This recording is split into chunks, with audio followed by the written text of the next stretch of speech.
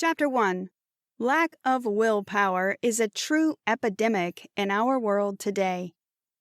Kelly McGonigal, Ph.D., teaches a hugely popular Stanford course that attracts people from all walks of life. Whenever she mentions that she is about to talk about willpower, everyone groans and says they really need more of it. It seems that a lack of willpower is something we all deal with. How much willpower do you think you have? Don't worry if yours is in low supply, as there is plenty of information coming your way to help you change that situation. Willpower gives you the power to control everything in your life, including your emotions, your attention, finances, health, relationships, and success in your career. For that reason, learning how to improve your levels of willpower is a must-do. The fact that you struggle with willpower shouldn't make you feel bad.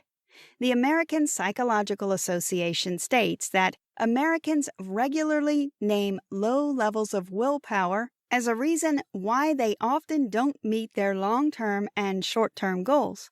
This leads to feelings of guilt and feeling out of control. Put simply, we're all at the whim of our impulses rather than our conscious choices, and that doesn't bode well for a happy and healthy life. The good news, however, is that you can do something about it, and by putting in the time and effort, you can start to overcome your bad habits and look forward to achieving the things you've always dreamed of. Willpower isn't just about pushing yourself to do things, it's also about learning to control your impulses. Chapter 2. Learning how to fail helps you perform better. It might sound counterproductive to suggest that you need to fail to do well, but if you don't know your triggers for failing, how are you supposed to change anything? Kelly McGonigal tells us that the fastest and most effective way to boost your self-control is to watch and understand why you lose control in the first place. This allows you to avoid the common triggers and traps which force you to fail. By identifying your triggers and being more aware, you can take back your power and avoid the negative actions you normally take.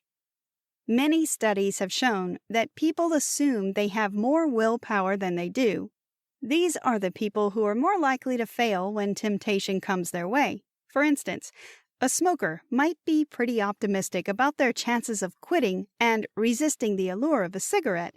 Still, those who are more optimistic are more likely to give up a few months later. Because they don't know how to fail, they don't understand their tipping point. For that reason, self-knowledge is something you need to develop. Everyone has triggers and pitfalls. It is nothing to be ashamed of. However, allowing these things to control your life means that you'll never be the one steering the wheel. Admit that you have failings and do something about them if you want to move forward to a more positive future. Self-knowledge, especially of how we find ourselves in willpower trouble, is the foundation of self-control. Kelly McGonigal, Ph.D. Chapter 3. There are 3 parts of the brain that control your willpower efforts: I will, I won't, and I want. Most people assume that not giving in to temptation is what willpower is.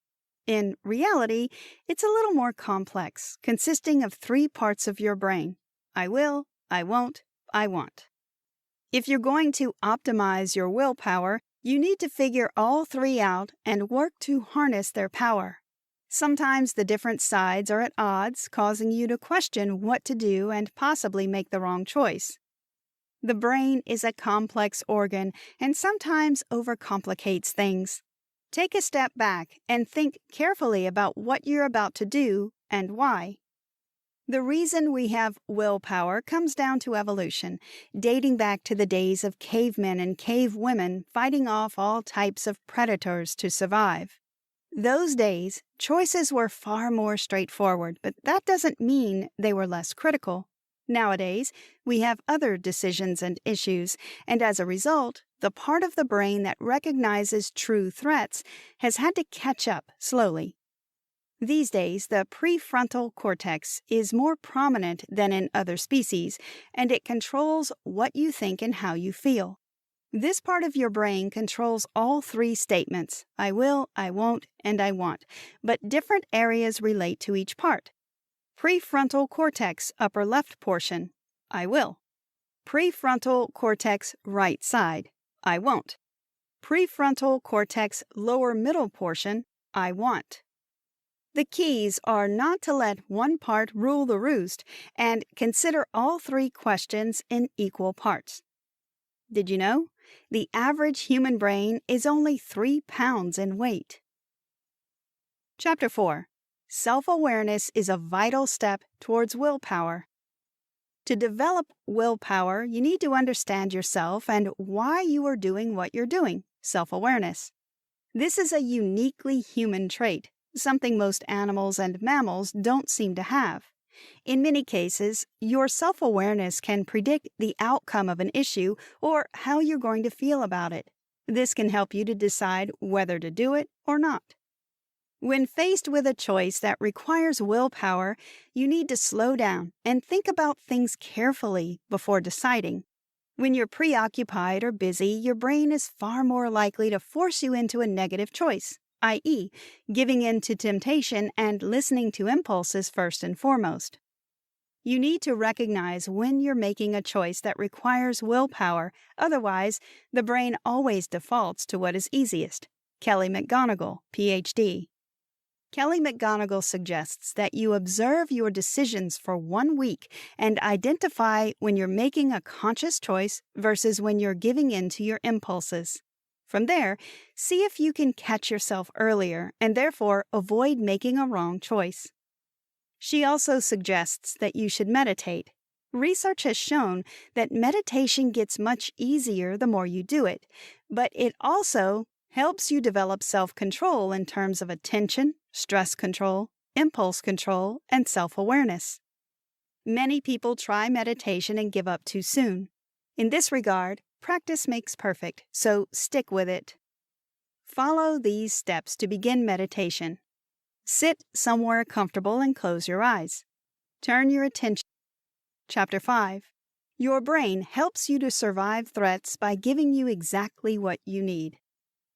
Research has shown that self-control isn't only in the brain, it's a body-wide issue too. Your brain gives your body the tools it needs to survive what it perceives to be a threat. For instance, if your brain thinks that you... Chapter 4. Self-awareness is a vital step towards willpower. To develop willpower, you need to understand yourself and why you are doing what you're doing, self-awareness. This is a uniquely human trait, something most animals and mammals don't seem to have. In many cases, your self-awareness can, so stick with it. Chapter 5. Your brain helps you to survive threats by giving you exactly what you need. Research has shown that self-control isn't only in the brain, it's a body-wide issue too. Your brain gives your body the tools it needs to survive what it perceives to be a threat. For instance, if your brain thinks that you need to run away from a threat, it will give you extra energy. Students give in from their studying, simply too tired physically and mentally to get the work done. Many studies have gone into whether or not sugar can give us a controlled boost, but this is likely to be temporary at best, leading to crashes in the short term. Of course, you should have snacks when you feel your blood sugar is low, which will help your willpower levels. However, it would help if you snacked on the right types of foods, e.g., low glycemic choices such as lean protein, beans, nuts, grains, cereals, and fruits and vegetables. If you need a snack to boost your energy and willpower, stick to healthy options and avoid sugar and too much caffeine. The other option is to exercise your self-control regularly by choosing one topic every day and working on it. For instance, tell yourself that you're going to improve your posture and do your best to follow it through. The next day, choose something else. Your brain may be sophisticated, but it needs a break from time to time to replenish its energy. Chapter 7. Just because you do good doesn't mean you can do bad. Our brain has a reward system, i.e., when we do something good, we think it's okay if we do something bad. That means if you're good in your diet for a full day, you're allowed a quick treat in the evening. You're setting yourself up for failure. To stay on track, you need to be consistent, and you need to tell your brain that you're going to stick to the pattern you need without confusing matters with bad rewards. Monitor your day and work out whether you use past good behavior as an excuse for something bad, e.g., a treat or doing something you said you wouldn't. Ask yourself whether that behavior moves you towards your goal or whether it will be a case of 1 step forward, 4 steps backward. Having a treat every now and again is fine, but when you reward yourself with something that is going to sabotage your efforts, you're moving towards a slippery slope. Remember why you're doing something.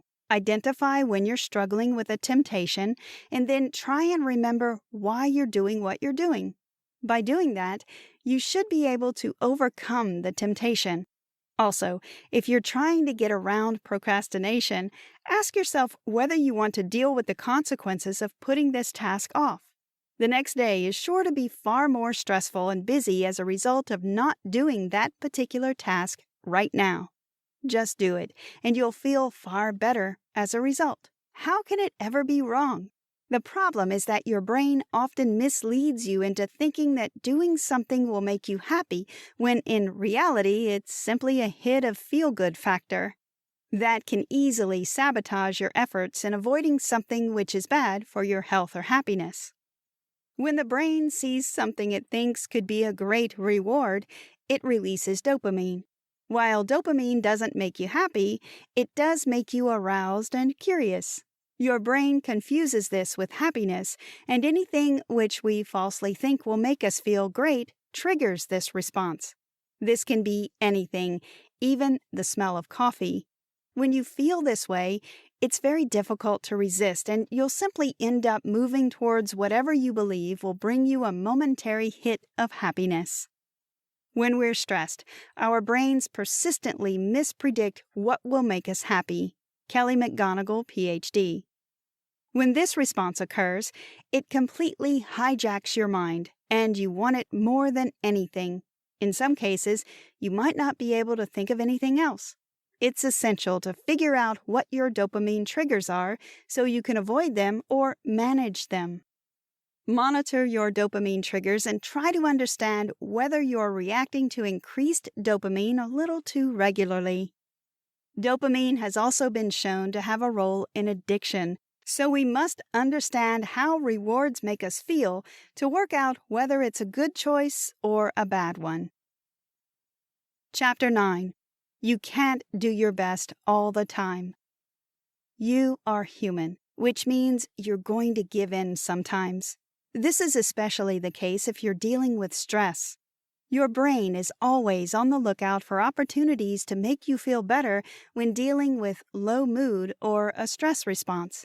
As a result, it turns towards reward-seeking mode. The American Psychological Association reports that the most common ways to deal with stress are linked to dopamine and rewards, namely eating, drinking, TV, video games, shopping, and the internet. Your brain is trying to make life easier for you all the time. However, it sometimes gets things a little wrong. Deep down, you know that buying a new outfit or eating a cake won't make you feel better, but your brain tries to trick you into thinking it will. Instead, try activities such as sports, general exercise, listening to music, massage, meditating, doing something creative, yoga, socializing with your friends or family, or reading.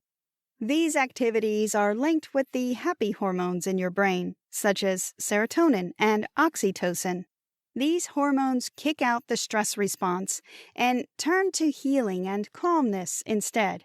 Using these activities, you're making the switch towards recovery, which is far better than a reward. When trying to make yourself feel good, opt for exercise, meditation, or massage. Focus on healing rather than indulgence. Chapter 10. Instant gratification is the fast track to a problematic future.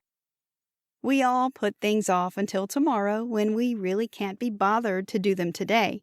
This is procrastination at its finest, and using instant gratification often leads to a difficult tomorrow. Instant gratification means doing something which gives you that instant hit of relief or happiness.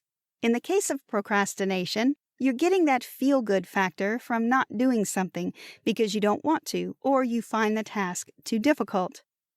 Procrastination today will simply make tomorrow more complicated. Daniel Gilbert, a psychologist at Harvard University, claims that humans are the only species on Earth who think about the future in a meaningful manner. This can be a good thing, but it can also be harmful when we put things off that we really should be doing in the here and now. Economists use a theory called delay discounting. This means that if you have to wait for a reward, it doesn't mean that much to you. A slight delay can alter the value quite drastically. You can use this method for your greater good. Whenever you think about putting something off, i.e., you're using delayed gratification, trying to make yourself feel good in the moment, wait 10 minutes before making your decision. By waiting, the reward, i.e., not having to do that task today, will feel far less valuable. As a result, you'll see the consequences of what you'll face tomorrow, and you're more likely to get on and complete it right now. Thinking about the consequences of putting something off can help you avoid procrastination. Conclusion: understanding that willpower is something we all have problems with helps you know more about this somewhat complex subject. While it's impossible to be 100% self-controlled all the time, you can do a lot to try and increase your level of self-control and question decisions you're making before they lead to action. By doing this, you'll automatically increase your willpower levels and find it easier to say no to things that don't serve you well. As humans, we're flawed, but that's what makes us so unique. Every day you're faced with choices, and making the right one all the time is extremely difficult. However, you can commit yourself to try to make the right choices most of the time. This takes willpower.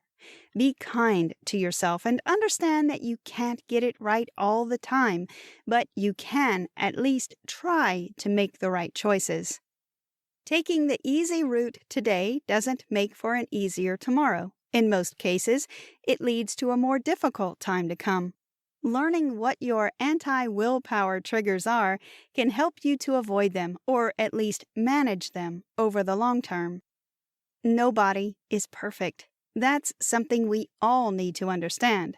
We often beat ourselves up when we make a bad choice or give in when we know we probably shouldn't. It's essential to forgive yourself and just move on the following day if that happens to you. Learn from the experience and vow to do better next time. Try this. How does it feel when you fail to exert willpower? Examine the emotions and responses you have and work out what your triggers are. Are you suppressing any specific thoughts or feelings? These could be leading you towards the wrong path. Instead, acknowledge them and allow them to float in and out of your life. Do you surround yourself with positive, self-controlled people? We mirror those around us, so maybe it's time to look at your circle.